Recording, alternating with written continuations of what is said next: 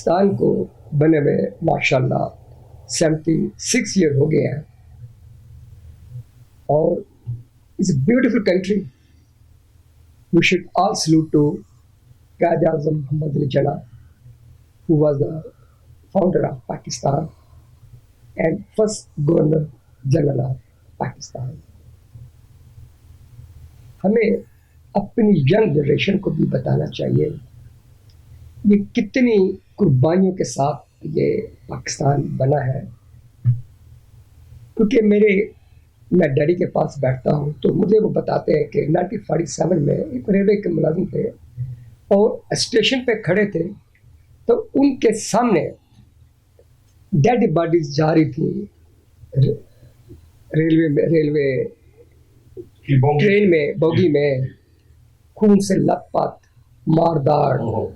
تو بہت مشکل تھا. ڈیڈی کہتے ہیں کہ دیکھنا میں تو بیٹا 4-5 منٹ کھڑا ہوا ہوں, میں went back to my office.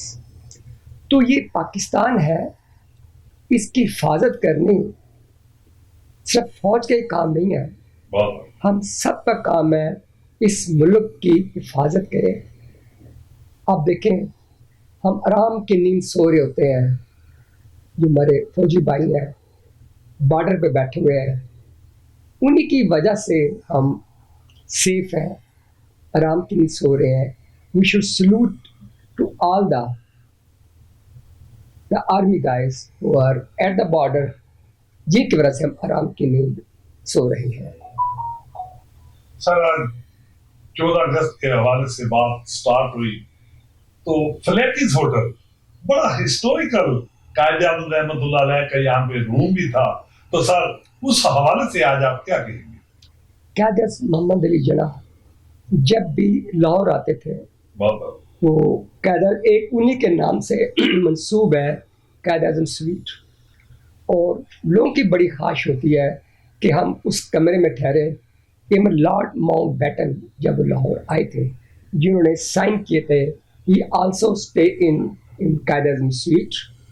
تو لوگ خاص کر ہنی مون کپلس کی بڑی خواہش ہوتی ہے, ہماری شادی ہو رہی ہے اگر فلیٹی میں, we want to stay in Quaid-e-Azam sweet. اور یہ ہوٹل 150 سال اس کو بنے ہوئے ہو گئے ہیں.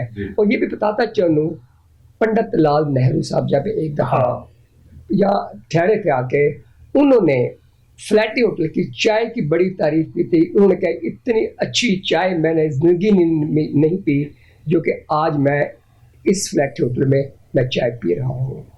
اس ہوٹل میں بڑے بڑے لوگوں کی یادیں وابستہ ہیں. علامہ اقبال بھی بعض اوقات ان کو خاص غزل یا خاص کچھ چیز لکھنی ہوتی تھی, we use to stay in this hotel, پرسکون پیسفل ہو کے اپنے کلمات وغیرہ وہ لکھا کرتے تھے. تو اس ہوٹل کے ساتھ بڑی بڑی یادیں وابستہ ہے. اچھا سر, پاکستان کی بقا اور غریب کی خوشحالی کے حوالے سے آج بطور چیف ایگزیکٹو فلیٹیز ہوٹل کیا پیغام دینے جا رہے ہیں؟ ہم تو 14 اگست کو ہم نے اپنے ریسٹورنٹ کے اندر high tea, breakfast, lunch, dinner میں 14% ڈسکاؤنٹ دے رہے ہیں. چاہے آپ بیکری میں جائیں, چاہے لانڈری میں جائیں, جتنے بھی فلیٹیز ہوٹل ہیں پاکستان کے اندر, we got by the grace almighty Allah 12 hotel ہے پاکستان میں, سبھی 14% ڈسکاؤنٹ دے رہے ہیں آن 14 اگست. اور ہم اس ہوٹل کو بھی سجا رہے ہیں, ریسٹورنٹ کو, پوری بلڈنگ کو ہم سجا رہے ہیں تاکہ ہم ایک میسج دیں.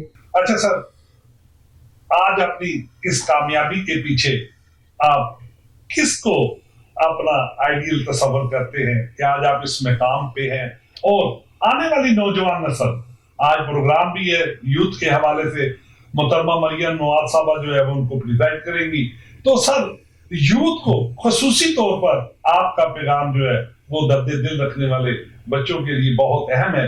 تو سر اپنی کامیابی کے حوالے سے آج آپ یوتھ کو کیا پیغام دیں گے؟ پیغام یہ ہے کہ hard work always pay. There's a word, say a struggle, not a wealth. کوشش کبھی رائگاں نہیں جاتی. We should work hard. کوئی بھی گول اچیو کرنا چاہتے ہیں, that required hard work, sacrifice and commitment.